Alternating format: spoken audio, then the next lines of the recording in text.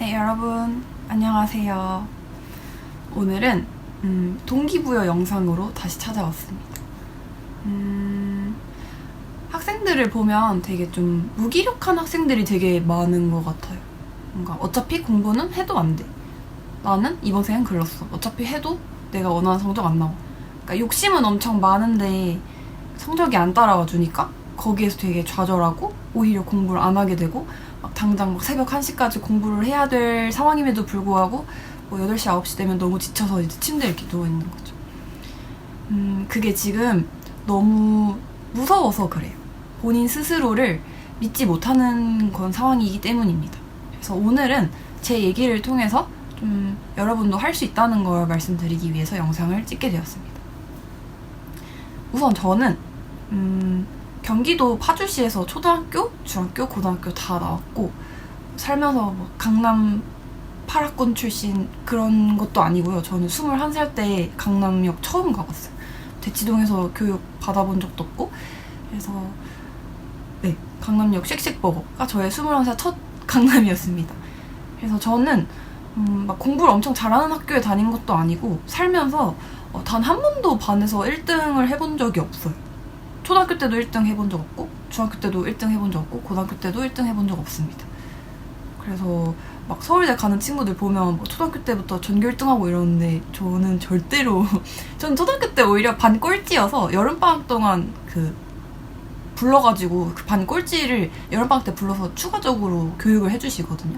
저는 그것도 했었어요. 그래서 그 정도로 공부를 되게 못했었는데 저도 어떻게 보면 똑똑한 사람이 아닌 거잖아요. 선천적으로 머리가 좋은 사람도 아니고.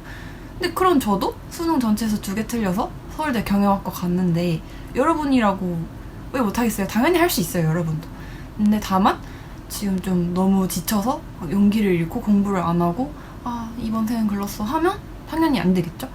그래서 오늘은 조금 더 구체적인 차원에서 자기 자신을 한계 짓지 않는 법에 대해서 말하려고 합니다. 저는 공부는 못하지만 되게 당돌한 학생이었어요. 제가 이제 선행이 아예 안 된 상태로 고등학교에 들어갔거든요. 근데 이제 고등학교에 들어가고 나서 좀 공부를 열심히 하고 싶으니까 수학학원에 등록을 하러 그 당시 저희 동네에서 제일 유명한 수학학원에 갔어요. 그때 중3 겨울방학 때 딱 고1 올라가는 그 무렵에 한 1월, 2월? 그때쯤에 간 것 같아요. 근데 선행이 아예 안 돼 있으니까 이제 수학학원에서 레벨 테스트를 봤는데 제가 9점인가?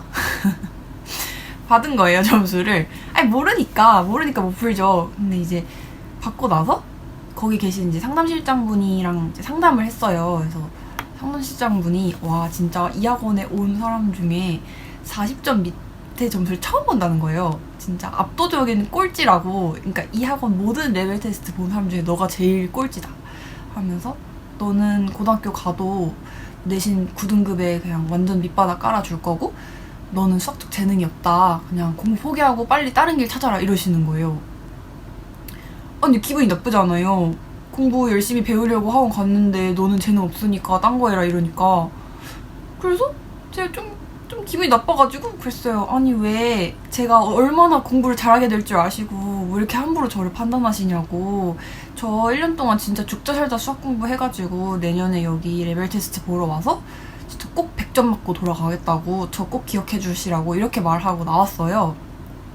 그러면서 열심히 독서실 가서 수학 공부를 열심히 했었는데 알고 보니까 그 상담실장분이 그 학원의 원장님이셨던 거예요. 그러니까 그날 좀 특수하게 저를 봐주신 거죠. 원래는 레벨 테스트 봐주시는 분이 아닌데 근데 그 원장님이 나중에 들었는데 그 대강의실에서 되게 상위권 학생들 위주로 수업을 하셨는데 그 대강의실에서 저를 언급하셨대요. 근데 그 대강의실에 제 친구가 있어서 제 친구가 저한테 알려준 건데 오늘 뭐 오전에 이런 약간 좀 똘끼 있는 학생이 레벨 테스트 하러 왔는데 그 9점을 받아놓고 되게 당당하게 내년에 나 여기 와서 100점 맞을 거라고 이렇게 말을 하고 갔다. 근데 얘들아 얘 무조건 지켜봐라. 얘 무조건 잘 된다. 이렇게 말씀을 하셨다는 거예요. 그래서 저는 그걸 듣고 나서 일단 되게 벙쪘죠. 이게 원장님이셨구나 하고 플러스 아니 만났을 때 너 잘 될 거라고 얘기 좀 해주시지 왜 앞에서는 너는 망할 거야, 너는 안 돼, 이렇게 막말을 퍼부으시고 뒤에서 이렇게 좋은 얘기를 해주셨는지 좀 아쉽긴 하지만 어쨌든 원장님이 그렇게 말씀을 해주셨어요. 그 대강의실에서 얘 무조건 잘 된다고, 얘 잘 지켜보라. 그래서 기분 좋은 상태로 공부를 했죠. 근데 실제로 저는 1년 동안 수학 공부 하루에 6시간씩 풀로 다 들이부어서 고1 11월 모의고사에서 96점 받았어요. 물론 그 학원의 레벨 테스트를 다시 보러 가진 않았지만 그럼에도 불구하고 저는 그 시험 9점에서 완전 1등급까지 올린 거죠. 그래서 뭔가 여러분도 주변에서 넌 못해, 너는 안 돼, 너는 공부 재능 없어, 넌 안 될 거야, 이렇게 뭐라 하셔도 여러분이 보여주시면 그만입니다. 내가 꼭 증명해내겠다 해서 하루에 6시간이든 8시간이든 10시간이든 몇 시간이든 내가 할 수 있는 모든 노력을 다 투여를 해서 최대한 나의 가치를 증명해 보이겠다 하고 여러분을 믿으시고 정말 최선을 다하면 누구든지 할 수 있어요. 근데 제가 좀 아쉬운 건 무기력하긴 한데 그만한 노력은 하지 않는 것 같아요. 그러니까 저희는 특별한 머리를 가진 사람들이 아니잖아요. 저는 머리가 좋은 스타일이 아니고 그러기 위해서는 그 외의 노력을 남들의 한 3-4배는 들이부어야 한다고 생각해요. 그래서 여러분도 정말 나의 한계를 넘어서는 그 지경까지 뭔가 노력을 하셨으면 참 좋겠다는 생각이 듭니다. 그 정도의 노력을 들이부으면 웬만하면 다 돼요. 그리고 뭔가 추가적으로 저는 원래 중학교 때부터 교대에 되게 가고 싶었어요. 근데 어쨌거나 고3 때 수능을 너무 많이 해서 춘천교대에 지원을 했는데 예비번호 68번을 받고 떨어졌어요. 그래서 강제로 이제 재수학원 행이 됐는데 제가 맨 처음에 재수학원에 들어가서 되게 좀 목표가 없었어요. 목표가 없었고 약간 재수를 왜 해야 되는지 잘 모르겠는 좀 그런 상태가 한 일주일 정도 있었는데 제가 완벽하게 저의 서울대 경영이라는 목표를 세웠던 계기가 있었거든요.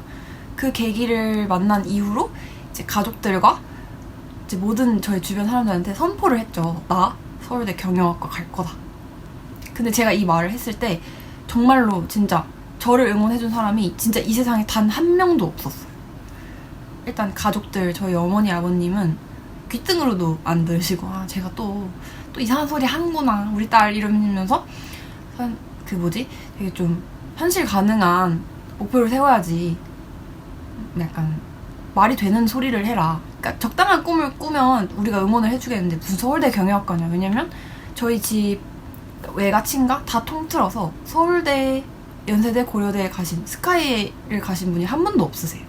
그러니까 제가 최초의 서울대인 거예요. 서울대이자 스카이이자. 그래서 그리고 제가 다녔던 독학재수 학원에서도 문과에서 서울대를 간 사람이 진짜 한 명도 없었어요. 그냥 아무 역사가 없었던 거죠, 저의 주변에는. 그래서 저는 완전 맨 땅에 헤딩 느낌이었는데 아무튼 그래서 제가 주변에 서울대 경영 간다고 선포했을 때 진심으로 정말 열심히 해봐라, 힘내봐라 하고 응원해준 사람 단 한 명도 없었어요. 진짜 단 한 명도. 저의 가장 짓밟은 가족 중에 한 명이 저희 친오빠인데요. 친오빠는 진심으로 짜증을 내더라고요. 말도 안 되는 소리 하지 말라고. 네가 서울대 가면 내가 2천만 원 준다 이랬어요.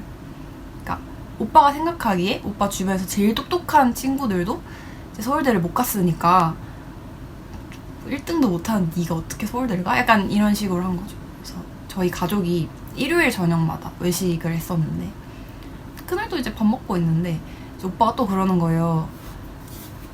너 아직도 그 소리 하냐? 네가 서울대 어떻게 가? 하면서 막 또 뭐라고 이렇게 하는 거예요. 그래서 제가 이제 밥을 먹다가 그거 아세요? 이제 밥 먹다가 눈물 차오르면 여기가 약간 울먹울먹해서 밥 안 넘어가는 거.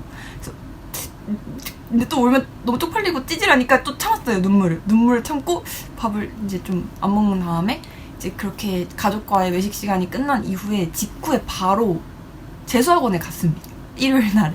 그래서 일요일날 재수학원에 가서 일요일날 밤 12시까지 공부하다가 집 갔어요. 그러니까 이런 식으로 약간 내가 가족한테 이렇게 무시를 받다니 내가 진짜 꼭 서울대 경영 가서 꼭 복수해가지고 내가 진짜 이 수치를 잊지 않겠다 하면서 부들부들 대면서 막 공부를 했던 기억이 아직도 나요. 그러니까 정말 재수하는 내내 저희 오빠는 항상 저한테 악담을 퍼부었죠. 말도 안 되는 소리 하지 말라고.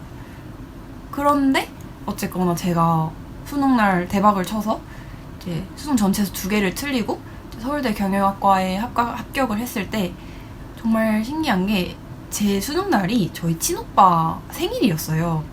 그래서 이제 수능 채점하고 이제 잘 봤고, 그래서 오빠한테 이제 전화를 했어요. 내가 이제 2천만 원 받아야 되니까 준비해라 이런 식으로 전화를 딱 했는데 오빠가 그러는 거예요. 자기가 살면서 받아본 생일 선물 중 진짜 최고의 생일 선물이다 이러는 거예요. 그러니까 너무 고맙다고.